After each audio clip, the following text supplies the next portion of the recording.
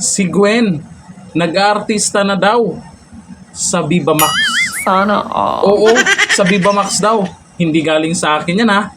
Galing sa kanila. Sa Cebu. Can you imagine, nung una, Si Gwen Garcia. kaibigan ko yan si Pampari 4 eh. Opo. Nung una, negosyante yan, hindi naman politiko yan eh. First time yata niyan lumaban ngayon eh. Opo, opo. Oo. Biro mo, institusyon yung natibag niya ron. Galing. Si Gwen Garcia. Kaya si Gwen Garcia parang nag-artista na lang yata sa Viva Max eh.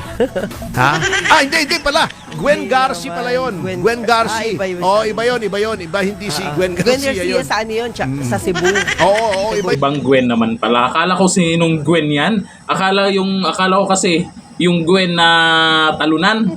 Nako. Pero eto po. Galit na galit po ang dating gobernador. Dati na.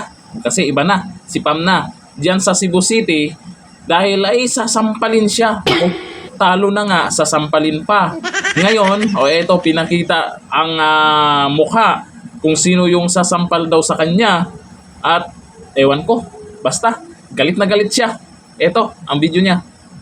Kahawd nimo. Sagpaon to nimo kaning naunga mo sagpa nako. Excuse me. Suway. Suway. Dali diri. Ay kabalaka kay di ko mo sagpa nimo tan-awon tara ka. Gikan sa ulo Galit na galit. sa tiil. Gustong manakit. Parang yan sa video na yan hindi naman parang yung babae ang gustong sampalin siya. Parang siya na yung galit na galit. Nako.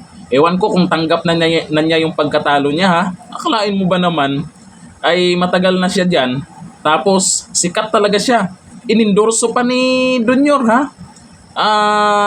Talagang karamihan po, may mga kakilala po ako dyan na talagang mananalo pa rin daw siya. Kasi siyempre inendorso ng Pangulo, siya yung nakaupo, at ang nakatapat niya ay isang negosyante laang. Hindi talaga kilala sa politika, isang negosyante. Tapos, inendorso ng Duterte, eto ang nangyari. Talo si Gwen Garcia. Tinalo siya. Kaya yung ano lang kasi, kumbaga ginulat siya sa resulta ng halalan. Kahit kakampi niya yung nakaupo, talagang talo siya. Pumirit pa nga daw nakaraan na ano yung proklamasyon. Wala, talagang panalo tambak paano na yan? Hindi natin mapapanood yung mga sayawan niya. Hindi ko makakalimutan yung mga sayawan niya na may paganyan-ganyan pa. Di ba? Wala. Ang tawag diyan, sabi ni BP Sara nakaraan, ang gaba dili magsaba. Nung inendorso pa siya ng mga Duterte noon, nananalo siya. Ngayon, inendorso siya ng alyansa o inendorso siya ni Junior, talo na. Huwag iyak ha. Dito lang, thank you.